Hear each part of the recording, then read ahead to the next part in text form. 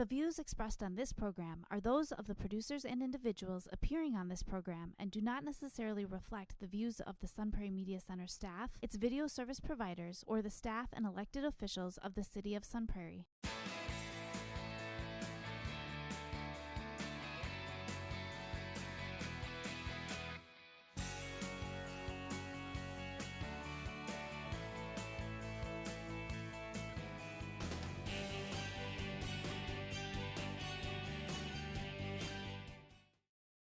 Hello and welcome to Real Reviews. My name is Jamison Rabbit, and the man seated next to me played the Cowardly Lion in The Wizard of Oz. His name is Mike Roth. Yeah, I was supposed to be a timid squirrel, but they were like, no one's going to like this movie. Yeah. I am really old. Obviously. That's what I'm trying to say. I am a spry-looking, 90-year-old? I'd have to be. I don't like having to do math. That movie came out a long time ago. Yeah, I know, and I'd still have to be kind of a baby during that time. Yeah. CGI was amazing back then. It was great. Oh, man. CGI now is great. We'll talk about that in a few moments. Let's get started, sir. This is an odd week. This is our. This is the week that we saw the last of the movies before the theaters closed and turned off the lights for a while. I don't know if our viewers have heard anything about this. Things are happening. But it's been a weird week for a couple of people. It has been weird. And so these are the final movies that are in the theater for the foreseeable future. Yeah. Until we reopen and light the lamps and pop the popcorn. We should, set bets on when this is going to end. Yeah? I think I'll lose. I don't know. We'll see. But let's get started with something that wasn't in the theaters, but was our streaming spotlight. We turned to Netflix for a film called Lost Girls from director Liz Garbus. It stars Amy Ryan as a lady, Mary Gilbert. And this is based on an actual case. And Mary's daughter, Shannon, has disappeared. And Mary doesn't believe that the police are doing enough to try and find her. She goes out looking for clues, trying to get the police to take this case more seriously, and the frustration starts to grow. And the frustration starts to feel really palpable to you, the viewer, when she finds out that her daughter Shannon made a frantic 911 call in which she was out of breath and sounded scared, and the police took well over an hour to show up, and they can't find Shannon. And she is kind of butting heads throughout this film with the detective in charge of this case, played by Gabrielle Byrne, and she kind of takes matters into her own hands because she is a frantic mother who feels like no one cares about her daughter. And she starts to kind of lose it a little bit. She has two other daughters, Sarah and Sherry, played by Thomasin McKenzie and Una Lawrence, both great young actresses. And they kind of have a different dynamic. They miss their sister. It starts to feel almost like their mom is neglecting them as she becomes just obviously, completely obsessed with finding the other daughter. Yeah. And what she starts to discover is that Shannon was just one of several girls her age who have gone missing. Mm-hmm. And she starts to kind of galvanize this support group of other moms whose daughters have gone missing, and suddenly bodies in burlap sacks start showing up around the house of a guy that she suspects had something to do with this. And still she feels like the police are not doing enough to find her daughter specifically. They're almost content with we're finding bodies now. This is great. And she's like, what about my daughter? And it's tough. 10 young women are eventually found. The bodies of 10 young women are found around this area. And it's kind of like this continuous push to push harder. And sometimes it ends up turning her and some of these grieving mothers who are now finding the bodies of their daughters. And there's some hard feelings between them then, and trying to keep hope that maybe my daughter won't be a body, but a person when we find it. And there's some tough moments. Amy Ryan is really excellent in this role. She's really, really good. And she was on 3 seasons of The Office, not known for her really heavy dramatic work. Yeah. But she was excellent. my frustration with this movie is that I feel like they wasted Thomasin McKenzie and Una Lawrence, who are both really great actresses. Yeah. And they feel like they're relegated to just like background characters throughout most of the movie. And I was really excited to see them in this. And there wasn't a whole lot for them to do. But it's you know, it's a true story. It's frustrating at points, but it's worth the watch. I give Lost Girls 3 out of 5 stars. With the title, I was expecting it to be about vampires in Yeah? California. Yeah. Corey Feldman showing up. You know he would. He's like, guys, do you need some me? Frog Brother action, you know, but Yeah, no, it does not sound fun. It just sounds kind of depressing. It's very depressing, that's Yeah. for sure. Let's turn to what we have on the marquee this week, sir. And you saw a film.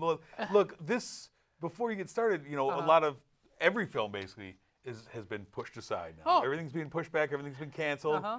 And so the first film you have is a film that got this treatment long before. This is long before anything. Yeah. Just to recap, last weekend, it's the worst box office since 9/11. Right. And, well, now this weekend it's going to be even worse. 0. It's going to be 0. No one's going to make any money. But with The Hunt, it was supposed to come out a while ago, but there was a lot of gun violence at the time, and they were thinking, oh, maybe this wouldn't be a good movie to bring out.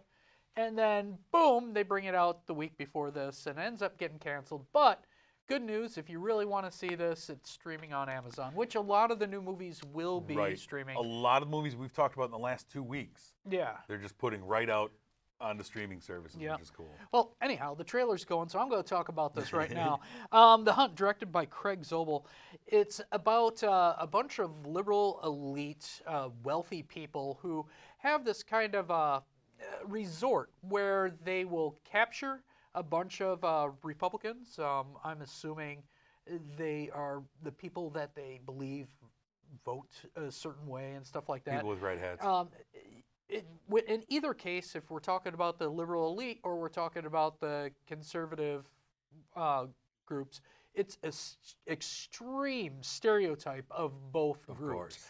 Almost to the point where you feel like a couple of pundits just got together and said, well, what do you think about these people? Well, they're all like this. Yep. And that was, to me, I felt extra grating.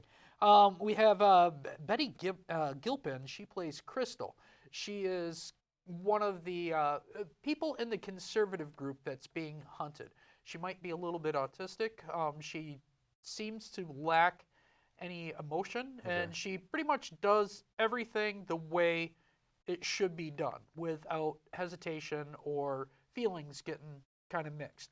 It's kind of hard to read her most of the time. She has these interesting facial expressions for a lot of things. And in this entire movie, she is actually pretty much the highlight of the movie. I liked how she acted. I just found the rest of the movie so grating. Watching the liberal elite going after the stereotypical conservatives, it was just so polarized that I lost interest in this throughout the whole movie. Did I see 2-time Academy Award winner Hilary Swank in this movie? Yes, Hilary Swank. She plays Athena. She is Athena. She plays the head of this liberal group that is organizing everything together. There is the battle royale like you have in all horror movies where they meet up at the end. But for the most part, it's just Betty Gilpin. You don't see Hilary Swank too much. You hear her voice a lot. You don't see her very much. It's just Crystal running around, shooting people with a very straight face. Now, one of the only things that interested me about this movie is I'm a sucker for Ike Barinholtz. I love him. Okay. He gets to my funny bone quickly. Yeah, I was like, I'd check it out for him, but I didn't. His character was very short-lived. A lot of the other build characters, and I didn't even mention them because everybody dies. Sure. It's very quick. They introduce someone. You have maybe a good 20 minutes where you're Crossbow like, to the I head." might see you for a while. Crossbows, explosions, all sorts of stuff, mixed in with a lot of liberal or conservative This sounds exactly like The Hunger Games. Was it as good as The Hunger Games? No, nowhere close. This this movie was grating, almost offensive at times, on how these people are stereotyped, and I don't know if this could have been better. I mean, this movie has been made before. They delayed it a year. They could have made it better. Yeah, and really, I don't think, even with what happened this week, if this was a normal week where everything was fine, I do not think The Hunt was going to make too much money. I actually feel kind of bad that we go out on a week like this with two lukewarm movies, and we still didn't get My Spy. We're supposed to review My Spy, and again, the movie got postponed. It's like the great joke with us. I love it. It is. It tickles me. I'm sorry to everyone involved in that they just can't get it out, but it tickles me. It's like that Matt Damon joke. The carrot. Oh, you almost got it. Yeah. What did you give the Hunt? I gave it a 1. It is bad, and you can stream it right now. Oof. So, Have fun with that. The next movie we have on the marquee is a film that I saw called I Still Believe. This is directed by the Irwin brothers, who a couple years ago did I Can Only Imagine. This is, just like I Can Only Imagine, another biography of a Christian singer. This time it follows the life of Jeremy Camp. Jeremy Camp is played by KJ Apa, who you know as Archie on Riverdale. And this is the story of him, but more importantly, it's the story of his future wife, Melissa, who's played by Britt Robertson. And her story is a really heartbreaking, but really inspiring story. And you don't need to know anything about Jeremy Camp, who he is, any of his songs. All of that is very much secondary in this movie. In classic, romantic film fashion, we get our meet cute. They're at college together. He's struggling to try and figure out his life. He sees her, he falls for her. She's very hesitant to go out with him. It's a lot of cat and mouse as they're at college together. We also see that he starts to make inroads as being a musician. And there's a bit of this uncomfortable love triangle that unfolds in this, and it looks like it's going to blow everything up. And then the drama comes in when she finds out that she has stage 3 cancer. And Jeremy Camp is kind of undeterred by this, and he proposes to her, knowing that she's most likely going to die soon. And they marry, and the film deals a lot with fear of death, fear of loss, but the strength to fight, the strength to live each day while you're here. Mm-hmm. And Melissa has what can only be a miraculous recovery. And it all seems like this fairy tale, and they bring each other this strength, and they meet the challenges of the world head on as a couple together. And it's not always easy. This movie shows a lot of the ups and downs and realities of relationships and struggles, especially when you have extreme circumstances like this. Mm-hmm. And the film's, it's really got 2 great acting performances. I think Britt Robertson and KJ Apa are really good together. And they've played a couple before in previous film, so you feel this chemistry that feels real. Sometimes, because they kind of have this chemistry, it's not always like heavy dialogue that will do it. A lot of times in this film, it's just a look, and it's able to convey a lot of emotion. And it's a well-written movie, and you don't have to know, like I said, you don't have to know the musician, you don't have to know his story. It's a strong story, has a message of hope. And this is, a faith-based movie. It's about a Christian musician. Uh-huh. It's not looking to convert you. It's not looking to beat you over the head with this message, rather to kind of offer you what this couple went through and how they got through it. And I don't want to kind of get into everything at the end of this film. Uh-huh. Just bring your tissues if you're going to watch it. That's all I'm saying. I don't know, man. I've had a couple movies the last couple weeks where I'm just going to let the tears go. I don't care. And it's a really well-written movie, just like I Can Only Imagine was a couple years ago. I think that was the best Christian movie that we've ever had, and I think this is right up there with it. I think the Irwin brothers are doing a great job of, let's make a great movie. Let's get a couple of great actors. And Gary Sinise is also in this as his dad, and Shania Twain playing his mom. Yeah. She tends to play in a lot of these movies. Yeah. Gary Sinise is great in this. He's excellent. And it's a very different film than what you normally find at the box office. The Hunt is a movie that you and I have seen in some iteration several times.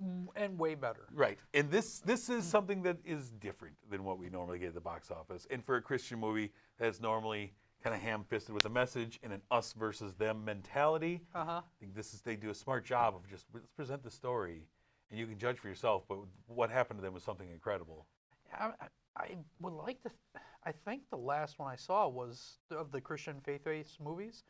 That might have been War Room. It was a long time ago. Okay, yeah, War Room, and yeah. That one really kind of hurt to watch. Yeah. So I kind of give them all to you. I think they're getting progressively better, and especially the Irwin brothers specifically, I think have figured something out. And they're doing biopics of singers that have gone through kind of traumatic events in their life and can lean on their faith, but the movie doesn't judge you if you don't have the same faith as our protagonist, then you're just wrong. And that's usually what turns me off. And that was kind of the way those movies were made for years and years and years. Yeah. And you automatically cut your audience off. Yeah. That's half your audience off. But I still believe though I was really really blown away because I don't know a whole lot about Jeremy Camp coming in. Very little bit about him, and we get to meet him at the end of the movie, the real Jeremy Camp, and find out this story is very true about his life. And man, I just really enjoyed it. And maybe it was just because part of it might have been because of what we're going through right now, and the fear and the unknown and all of that. But this message struck really close to home right now, and this message of hope. And again, you have to make assumptions that people don't know what's going on right now. Right. Yeah. But it was kind of like a light in the dark period as all this was going on. I ended up giving, I still believe, 4 stars. Nice. Yeah. That's. I really enjoyed it. Is that what it says? Yeah, 4 stars. Hey. Sometimes I put these scores in days in advance. Sometimes I forget. For people listening to us on the radio, he was not looking around. Yeah, 4 stars. It's worth finding to check out. The last movie we have on the marquee, sir. What do we have? I would suppose this would have been the big one if Sure. people went to the theaters.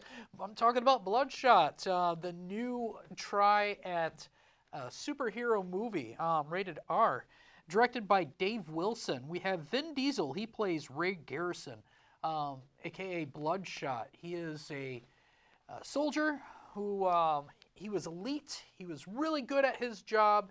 And they figured out a way to bring him back from the dead with all these nano robot things in his system. He doesn't even have blood. It's all robot blood that repairs his body, much like Deadpool. Sure. He gets shot, boom, he's rehealed.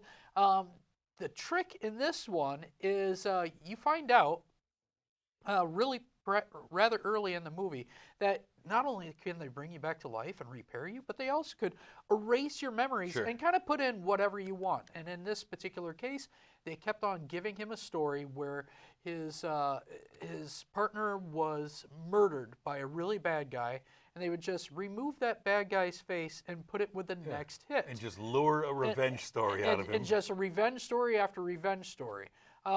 More happens. Of course, you know this isn't going to be what his life is throughout the whole movie because that's not Heroes Are Made, and this is a superhero movie. I enjoyed it. I don't think it's blowing things out of the water where it's completely new and worthy of many, many sequels. But it was fun, and Vin Diesel is a great action hero. So, yeah, I mean, Vin Diesel, man. First off, the director Dave Wilson, who almost entirely does visual effects for video games. You could tell because the story had like all the depth of Donkey Kong Jr. It definitely feels like a guy who does visual effects for video games. This movie just felt like Vin Diesel being Vin Diesel as Dom from the Fast franchise. In the way that he also had to wear the same muscle shirts. He brought all his wardrobe from the Fast franchise over to this one. He's like, yo, do you want the white or the black one? Well, besides Groot, what does he do that isn't Vin Diesel? I mean, he did Triple X. It's the same. Exactly. That's what he does in everything. That's what I'm saying. And he's kind of incapable of delivering believable dialogue. And they kind of try to make him have some moments. Especially there's Guy Pearce is in here as the guy who created this. And Guy Pearce is the guy who created this team of people out of these nanobots and such, and they try to give them a couple of moments of actual human interaction dialogue, and that falls on its face for me because Vin Diesel can't deliver that. And that kind of hamstrings the movie right away for me. And I feel like this movie would have been a lot better with somebody who was a better actor. Yeah. And this movie is basically Universal Soldier. Yes. This movie is 80% Universal Soldier. But we haven't had a Universal Soldier in a while. True, otherwise, we'd be referencing that Dolph movie. Lundgren and Jean-Claude Van Damme were better Universal Soldiers than Vin Diesel was. And that's not saying a lot. That's a they're low terrible bar. actors Exactly. also. Another thing that kind of frustrated me in this movie is his powers kind of feel inconsistent in parts of this film. It feels like sometimes he can do things, sometimes he can't do things. I'm not really sure because it didn't really stand out. I'm sure if you mentioned it to me, do you think you can mention them without being spoilers? No. Okay. We'll talk about like it I later. really like Guy Pearce, and I think he can't help but be interesting as this guy who's like in control of all this. Yeah. I like him. He's fun. The movie feels very self-aware of itself. Like they reference different things about this movie itself. Like there's the bad guy is playing a song, playing Talking Heads song. Yeah, and it felt very much like Reservoir Dogs. Very much felt like the cop, Marvin the cop scene. Yeah. I really enjoyed the first 10 minutes of the movie. I thought the first 10 minutes of this movie were really cool. When we first get everything, you see the introduction of this revenge story as it's being built. I was like, oh, this could be something. And then I'm like, oh, this is just Universal Soldier. See, I didn't get that in the beginning. I didn't start really enjoying this movie, and I'm using really enjoy pretty loosely until the hook came in, where they were like, oh, this is another movie that I've also seen, like Total Recall, where you mess with the mind to get them to do what you want them to do. I just, It's a very borrowed film. There's also, surprisingly, some really bad effects in this movie. There's some really bad effects when he's going through, towards the end, he's getting shot in the head, and the only thing I hate about this type of movie is it borrowed way heavily from Zack Snyder's oeuvre of every time a punch is thrown, we have to pause, rotate, slow-mo every single action shot to stretch us into movie length, because this movie was only an hour and a half, even with all that adding, because it's not a real movie. But then again, you bring it back to who directed the movie. Yeah. And of course, that's what you're going to do, because you usually don't do stories in video games. It felt more like Spawn than anything else. Oh, no, it did. This felt like a relic of a bygone era of superhero origin stories. This felt like an early 90s superhero origin story. We're doing much better things these days, and this felt very vanilla and generic. And you're right. With all the superhero movies we get, and it's a lot. It's a lot. Yeah. It's a lot. You have to really do something creative and a little bit something different in order for something like this to be good. If this came out 20 years ago, I'm sure we would have been oohing and aahing about it. We were about Spawn, and then we rewatched it a few years ago. Yeah, We're like, ooh, true. Yeah. I think this is kind of, it belonged in that era. They didn't do anything different or new or interesting. I mean, there were some cool shots, and I liked some characters, but this movie has no chance of getting that sequel. No. I mean, it didn't even, in the worst weekend in 20 years, it still couldn't finish in the top 2.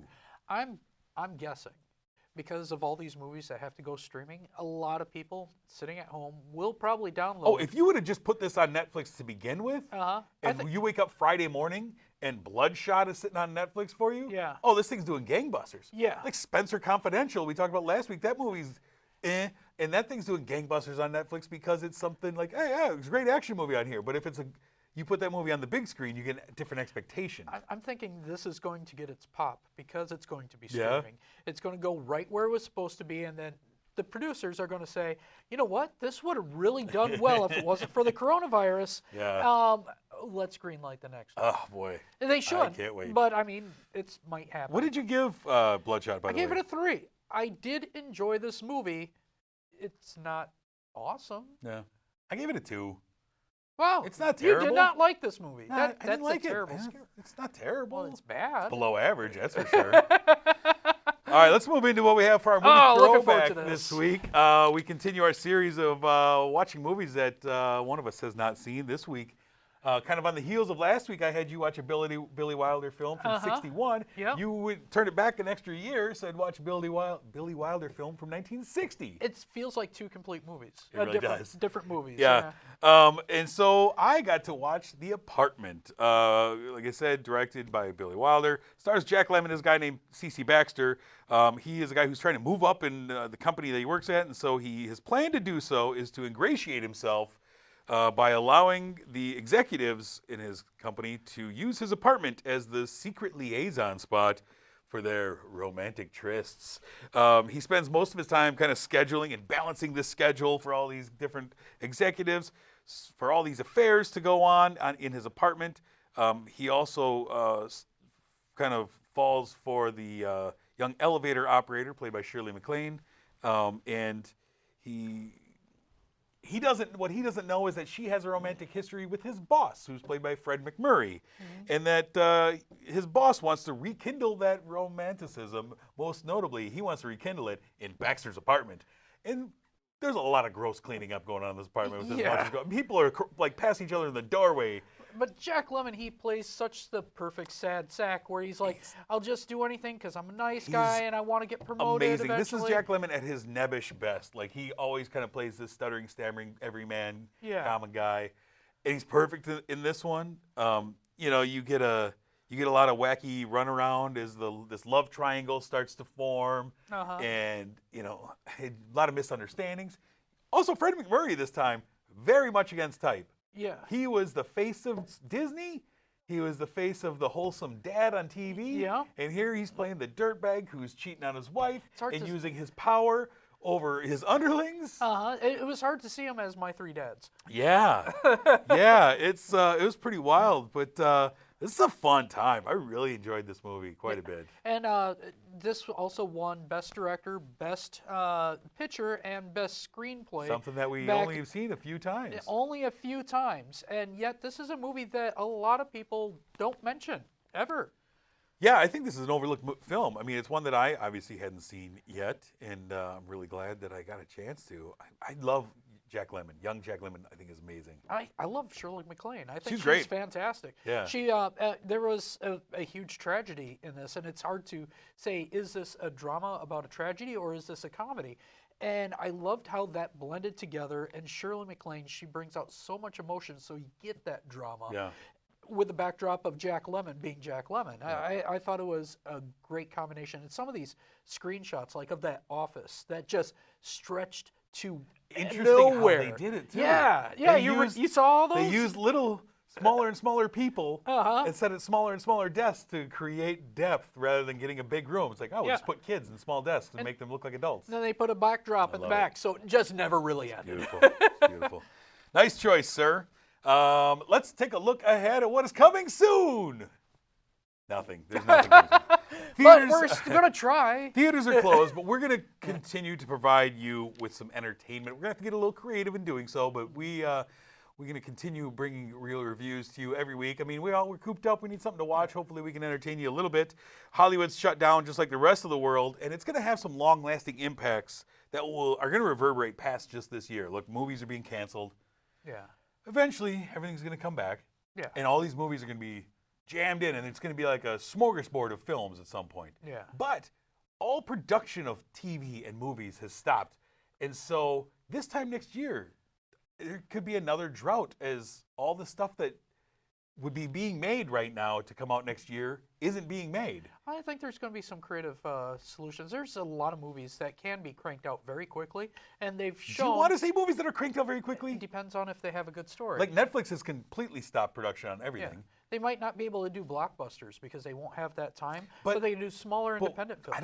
I don't think so, because why would you put your money into a small independent film if you're not going to get it back? You need to focus on as companies are teetering on the edge of bankruptcy, you're not making money back on a small movie. You need to put out the big movies to make your money to make up for all this loss. Well, I'm looking forward to it. And we're going to do our best to be here every week, honest. And if we're skipped one, it's not because we're done. We're not going to skip one. No.